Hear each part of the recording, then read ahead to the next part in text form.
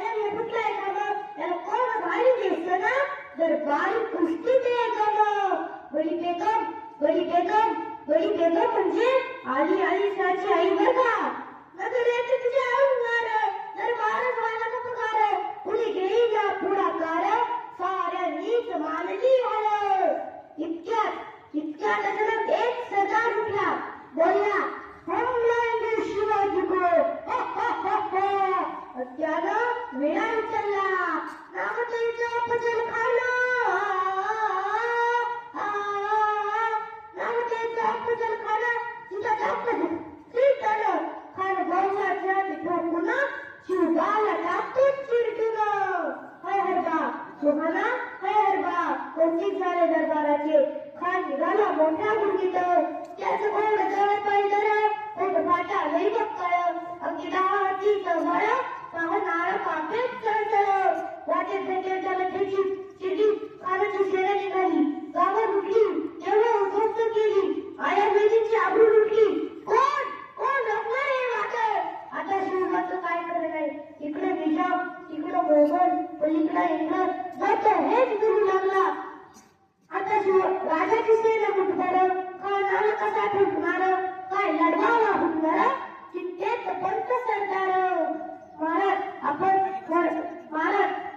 अफजल खानाचं सैन्य अफाट आहे त्याच्या पुढे आपलं टिकावं लागणं अशक्य आहे आपण थोडे दिवस अभ्यासकडे निघून जाऊ काय म्हणाला काय ना मासाहेब आम्हाला आमच्या जीवाची पर्वा नाही पण राजाचा जीव वाचणं मोलच आहे म्हणून आम्ही म्हणतोय अभ्यासकडे निघून जाऊ काय म्हणाला काय ना शिवबा केवळ आमचा पुत्र नाही तर अवघ्या मराठी जनाचा स्वाभिमान आहे अशा वाघिणीचा तो छावा अशा वाघिणीचा तो छावा कधी माल कसा टेचावा तो त्यात कधी निघावा भेटीचा राजा सांगावा प्रतापगडावर आमने सामने भेटी दिवस ठरल्याप्रमाणे भेट ठरली सगळी काय म्हणतो खान महाराज खानाला खात्री पडली की आपण त्याला घाबरला खानाला सांगा आजची वेळ टाळा उद्या दुपारची वेळ घ्या कारण त्याला असं वाटेल की आपण बुद्धी त्याला भेटण्याचे टाळतोय पत्तांनी निरोप पाठवला दुसऱ्या दिवशी दुपारी भेट राजाला पाहून खान म्हणतो कसा आओ शिवाजी आओ हमारे गले लग जाओ कन्हा कुमारी तो हसरी